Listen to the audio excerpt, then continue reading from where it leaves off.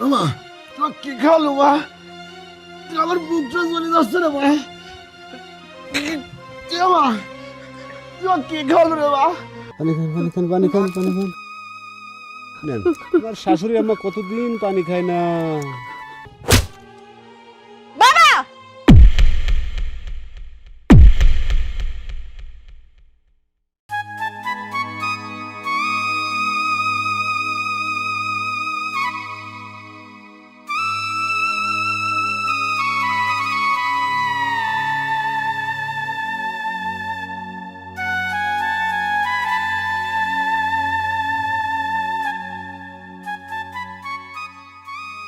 পানি পানি, কেউ একটু পানি দাও। আখি, পানি। আখি, এই আখি।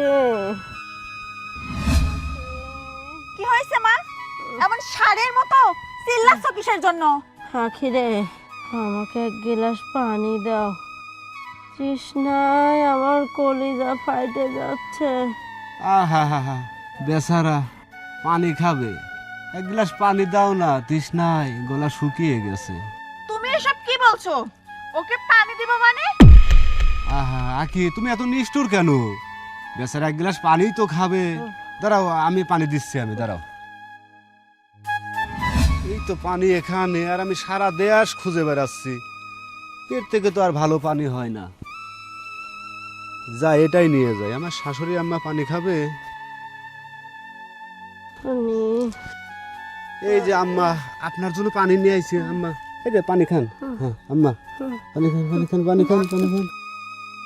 নেন, আমার শাশুড়ি আম্মা কতদিন পানি খায় না। খান। দুলা ভাই,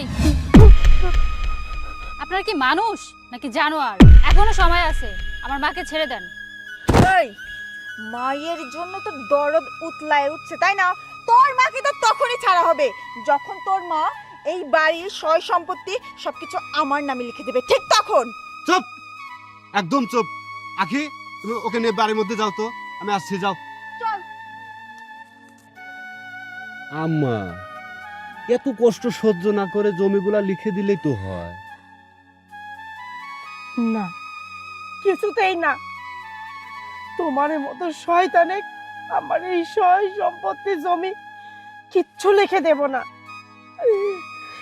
আম্মা, আপনি একটা জিনিস ভাঙবেন তবু মস্কাবেন না। হ্যাঁ, আমি ভাঙবো তবু মস্কাবো না। আমার এই জান থাকতে এই সম্পত্তির টানা করিও তোমরা পাবে না। ঠিক আছে আম্মা, তাহলে আপনি এরকমই থাকুন। ধুর, সময় নষ্ট করছি। হে আল্লাহ, তুমি কি দিন দেখালে আমার পেটের মেয়ে আমাকে না এরকম নির্মম ভাবে বাইরে রেখেছে। আমাকে একটু পানি পর্যন্ত দেয় না।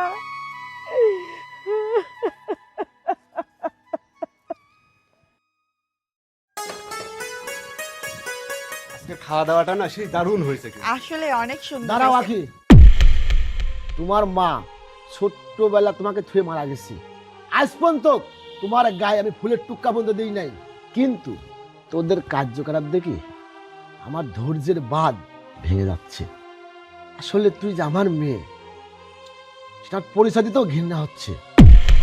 হ্যাঁ, আর যেটা তোরা করছিস এটা কিন্তু ঠিক না। আমি বলতেছি, শুধরে যা। দেখো বাবা, আমি যেটা করছি সেটা সম্পূর্ণভাবে ঠিক কাজ করছি। না মা, এটা ঠিক না, এটা ভুল, এটা অন্যায়, এটা পাপ। তাই বলছি কি, এখনো সময় আছে, তোমরা শুধরে যাও। শুনুন বাবা, এই সমস্ত ঘটনার জন্য আপনি দায়ী। আপনি যদি এই বাড়ির সয় সম্পত্তি যদি কাল ওই মহিলার নামে লিখে না দিতেন, তাহলে আমরা কখনো এরকম ভুল পথে হাঁটতাম না। বাবা, তুমি চুপ করো। শোনো জামাই, তুমি ভুলে যাও না, ওইটা তোমার শাশুড়ি মা। শাশুড়ি মাকে সম্মান দিয়ে শেখো, নয়তো দুজনকে এই বাড়ির থেকে ঘাট ধাক্কা দিয়ে বের করে দিতে বাধ্য হবে। কথাটা মনে রেখো। শোনো, আজকে তোমার বাবা আমার গায়ে হাত দিয়েছে, কাল ঘাড়ে ধাক্কা দিয়ে বাড়ি থেকে বের করে দিবে। তার সে আমি বলি কি, এখনো সময় আছে, আমরা ভালোই ভালোই এই বাড়ি থেকে বের হয়ে যাই। চলো। এই সয় সম্পত্তি এত সহজে হাতছাড়া করে এই বাড়ি থেকে বের হয়ে যাব অতটাও সহজ না। এই আখি খুব ভালো করেই জানে যে পথের কাঁটা কিভাবে উপড়িয়ে ফেলতে হয়। শোনো, বুঝতে পেরেছো? এই না হলে আমার বউ। ঠিক আছে, তুমি যাও, আমি সবকিছুর ব্যবস্থা করছি। ঠিক ঠিক আছে। আছে, আমি আর বাড়ির মধ্যে যাবো না, আমি সবকিছু ব্যবস্থা করে তারপর বাড়িতে যাবো।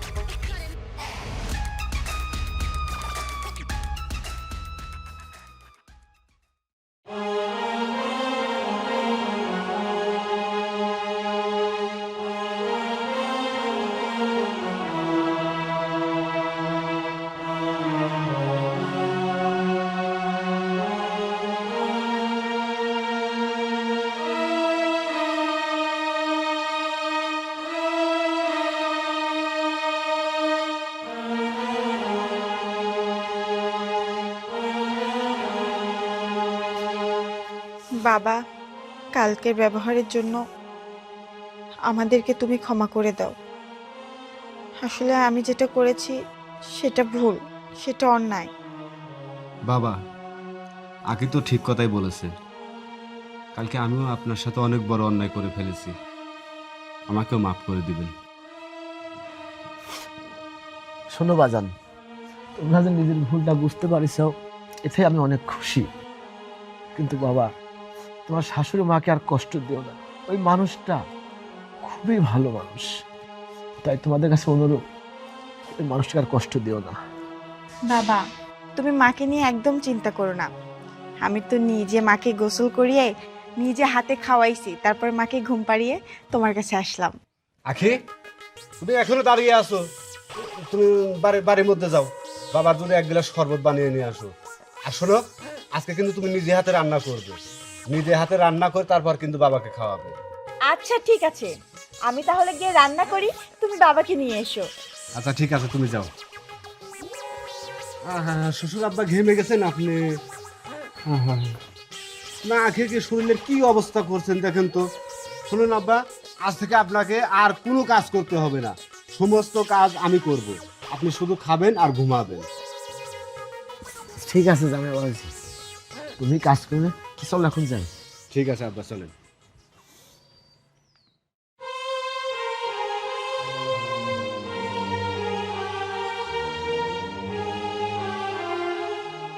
ভাইয়া তুমি কেমন আছো? আমি ভালো আছি, তুই কেমন আছিস? আমি ভালো আছি, কিন্তু তুমি না বাসা থেকে চলে যাওয়ার পরে ওরা সবাই মাকে অনেক বেশি অত্যাচার করতেছে। কি বলিস? আপু আর দুলা ভাই মাকে নির্যাতন করে, মাকে অত্যাচার করে? জি ভাইয়া, আমি বলি কি তুমি না খুব তাড়াতাড়ি বাড়িতে চলে আসো। আচ্ছা, আমি খুব তাড়াতাড়ি বাড়িতে চলে আসবো, তো টেনশন করার দরকার নাই। তুই শুধু মাকে একটু দেখে রাখিস। ঠিক আছে ভাইয়া, আমি রাখছি।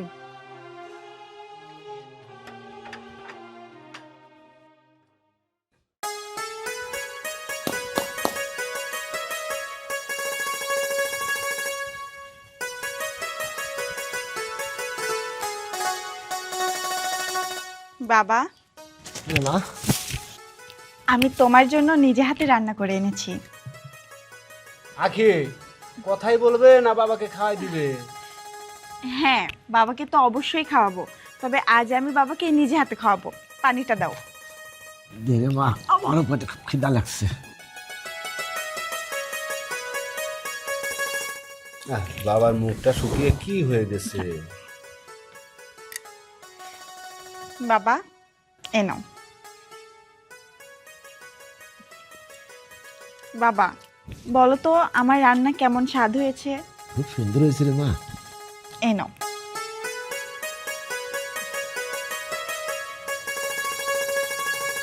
কি হলো বাবা, তাড়াতাড়ি খাও।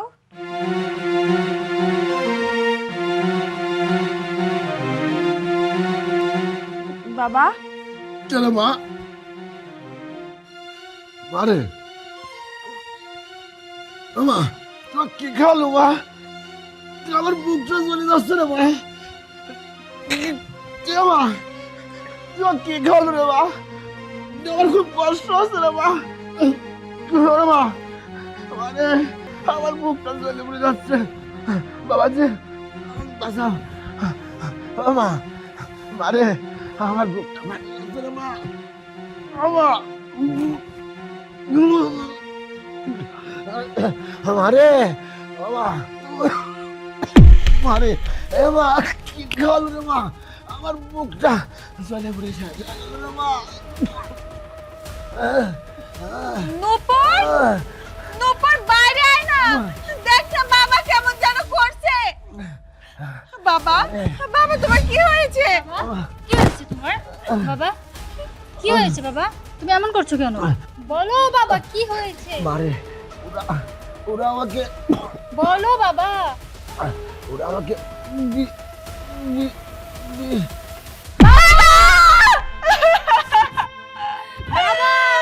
বাবা, তুমি আমাদেরকে এভাবে এতিম করে চলে গেলা, আমরা এখন কার কাছে থাকবো? বেচারা রে, খুব ভালো মানুষ ছিল, কিন্তু অকালে চলে যাবে এভাবে আমরা ভাবতেও পারিনি। বোন নূপুর, আর কাঁদিস না। চুপ! আমার বাবা এমনি এমনি মরে নেই। আমার বাবাকে তোমরা দুইজন মেরে ফেলেছো। মুখ সামলে কথা বল নূপুর। বাবাকে আমরা মেরে ফেলেছি মানে? আখি, নূপুর, এখন ঝগড়া করার সময় না। তোমরা যদি এখন ঝগড়া করো, বেচারার আত্মা কষ্ট পাবে। আগে বেচারাকে দাফন কাফন করতে হবে। এখান থেকে নিয়ে চলো। ধরো ধরো ধরো ধরো ধরো ধরো ধরো।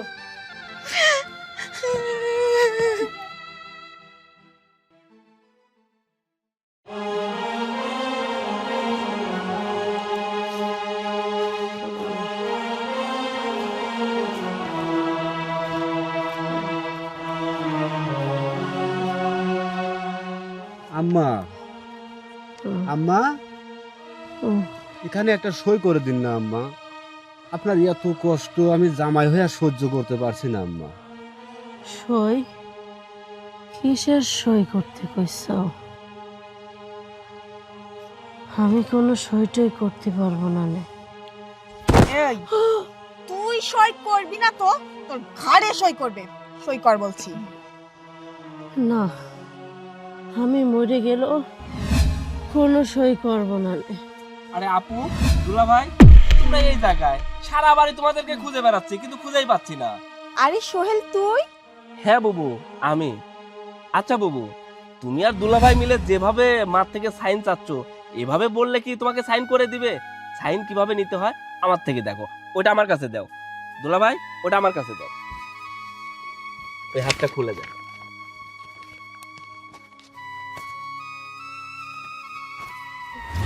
মা, মা, এটাকে সাইন করে দাও।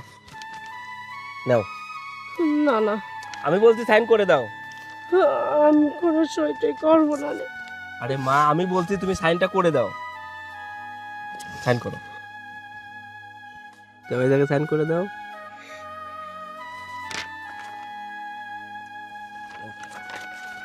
বুবু, এই না তোমার সম্পত্তি, কিন্তু আমার বাবাকে এখন ফেরত দাও। বাবাকে কিভাবে ফেরত দেব? বাবা তো বেশ কিছুদিন আগে গলায় ভাত আটকে মারা গেছে। না ভাইয়া, মিথ্যা কথা। বেশ কিছুদিন আগে বাবাকে ওরা বিষ খাইয়ে মেরে ফেলেছে। ও বাবা, শুধু তাই না, দিনের পর দিন ওরা আমার অমানুষের মতো অত্যাচার করেছে। জানিস তো, আমাকে নর্দমার পানি পর্যন্ত খাওয়াইছে, আমার উপর অত্যাচার করেছে। সিসি বুবু, তোমরা মানুষ, সামান্য একটি সম্পদের জন্য নিজের বাবাকেও ছাড়লা না। শোনো ভাই সোহেল, সত্যি আমরা সামান্য সম্পত্তির জন্য অন্ধ হয়ে গিয়েছিলাম। তুমি আমাদেরকে ক্ষমা করে দাও ভাই।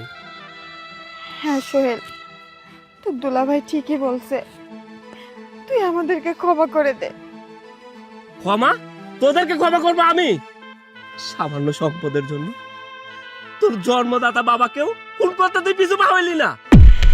যে বাবা তোদেরকে ভালো রাখার জন্য, শুধু তোদেরকে ভালো রাখার জন্য দ্বিতীয় একটা বিয়ে করছে, আমি বাবার মুখে শুনছি যে তোমার মা মারা যাওয়ার পরে শুধু মা মা করে কান্না করতা। তোমাদেরকে মায়ের আদর পাওয়া দেওয়ার জন্য আমার মাকে আমার বাবা বিয়ে করে আনে।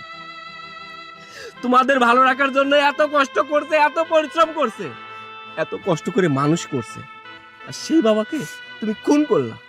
শুধু তাই নয়, যে মা কখনোই ভাবেনি সেটা তুমি সৎ মেয়ে, নিজের মেয়ের মতো আদর করছে, ভালোবাসছে, মানুষ করছে, বিয়ে পর্যন্ত দিয়েছে, সেই মাকে নির্যাতন করলা সামান্য একটু সম্পদের জন্য।